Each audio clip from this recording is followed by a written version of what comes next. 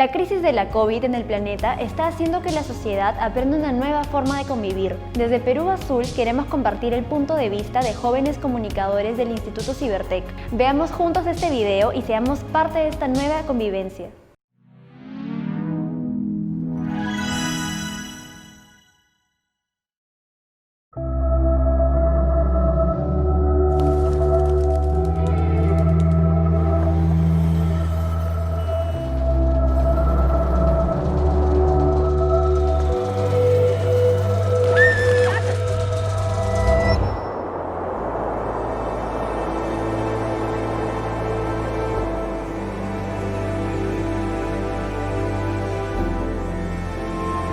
Centro sigue estando en este momento en América Latina. La Organización Mundial de la Salud ya lo ha declarado pandemia global. Superó la barrera de los 300.000 contagios y 13.000 muertes en todo el mundo. Aislamiento social tomado el gobierno.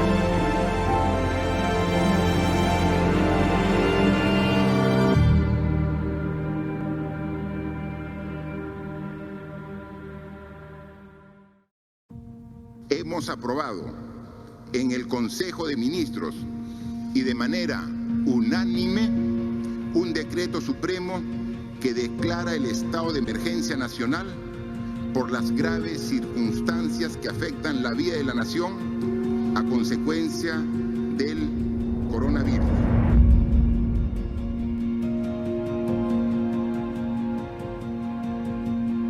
El COVID-19 es una enfermedad producida por la infección de un virus.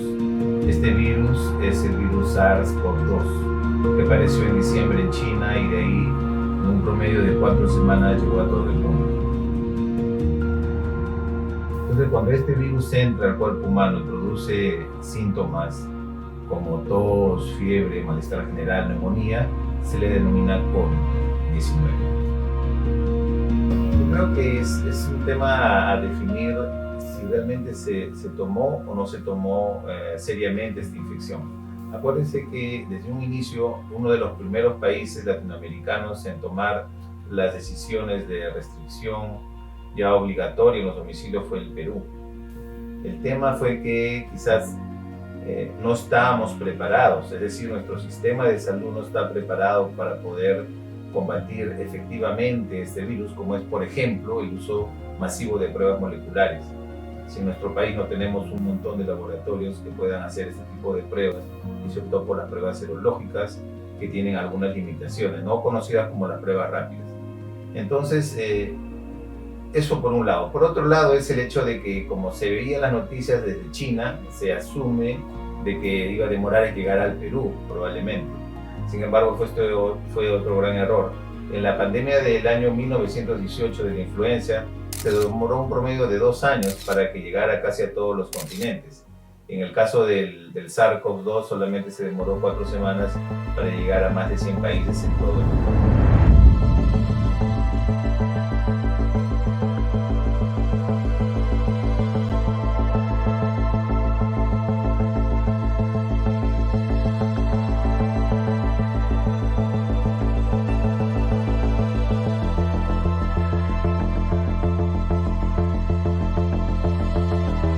La población más afectada en nuestro país, en el mundo, en realidad son las personas mayores de 60 años.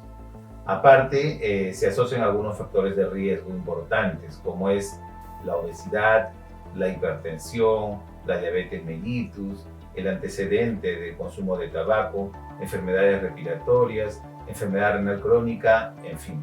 Básicamente enfermedades crónicas terminales no transmisibles, ¿no? Este grupo de enfermedades y en población mayor de 60 años es la más vulnerable para adquirir infección. La transmisión básicamente es de 3 formas. La primera forma es a través del contacto directo que tengamos a una persona. Si hay menos de un metro de distancia, la posibilidad de que ingrese a su vía respiratoria la emisión de nuestras gotitas de saliva, por decirlo así, al momento de hablar, de conversar, se eliminan pequeñas gotitas. Estas gotitas ingresan por la nariz de la otra persona que está en un contacto cercano, menos de un metro, más aún si no uso mascarillas.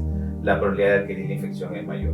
Esa es una forma. La otra forma es el contacto directo, que yo tenga contaminado el virus, por decirle, qué sé yo, me toco la nariz, ya tengo la infección, voy a esa persona, la toco, le doy la mano, esa persona se agarra su nariz y ya se contagió. Entonces el contacto directo con secreciones que contienen el virus es la otra forma. Y la otra que es, también se menciona, es el hecho de que está en superficies, por ejemplo en las monedas, en los ascensores, en los lugares que nos agarramos la mano para apoyarnos, ya sea en los diferentes lugares que puedan existir, está la posibilidad de que en las secreciones se contenga el virus. Por eso es importante el tema del lavado de manos. Y la trascendencia de tomar las medidas farmacológicas, no farmacológicas más importantes, que son distanciamiento social mayor a 1 metro, el uso de mascarillas y el lavado de manos. Tenemos más probabilidad de adquirir el virus son aquellos donde hay mucha gente, y más aún si estas personas no son conscientes de tomar las medidas no farmacológicas, ¿no?, que ya mencioné.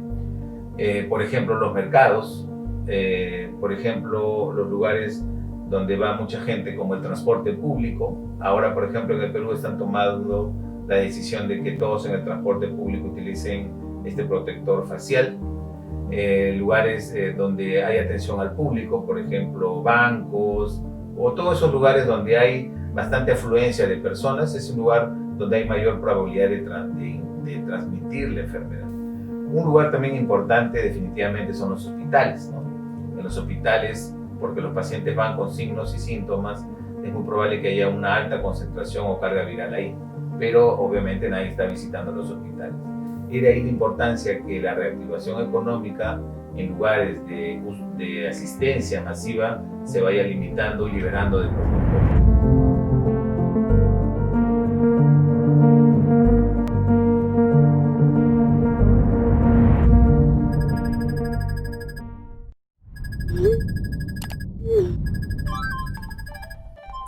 Mi papá me decía siempre que el hombre es un animal de costumbres, ¿no?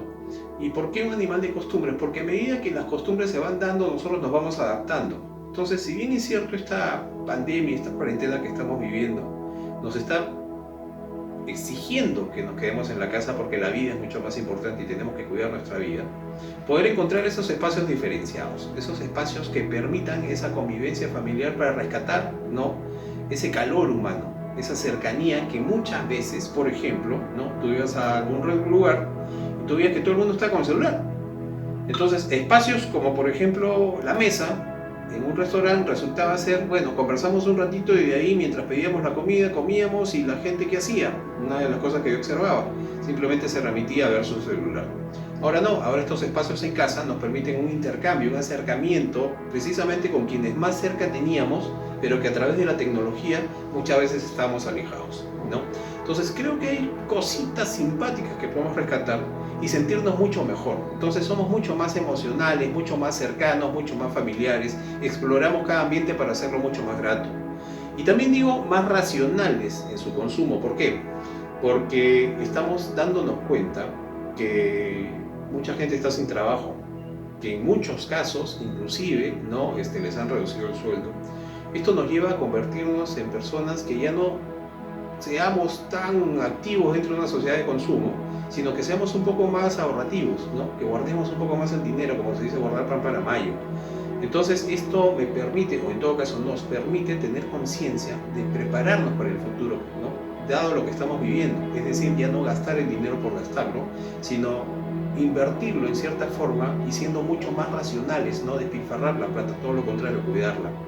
Y para eso, evidentemente, cada uno tiene una escala de prioridades dentro de las cuales considera este tipo de comportamiento, ¿no?, desde el punto de vista del consumidor. Entonces, como consumidores vamos a ser mucho más racionales, mucho más cuidadosos.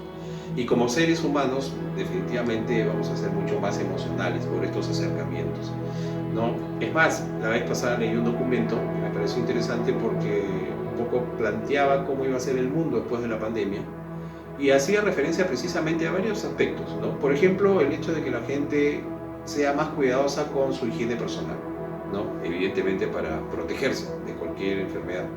Además de que va a evitar los conglomerados, la cantidad de personas que puede haber en determinados lugares y mantener una distancia, ¿no?, precisamente porque tiene que cuidar la vida. Y lo otro, ¿no?, que también era interesante, era como que íbamos a implementar un poco más el tema de la tecnología, pero precisamente para una mejor convivencia dentro del hogar o para acercarnos a través de lo que significa el teletrabajo o a través del estudio.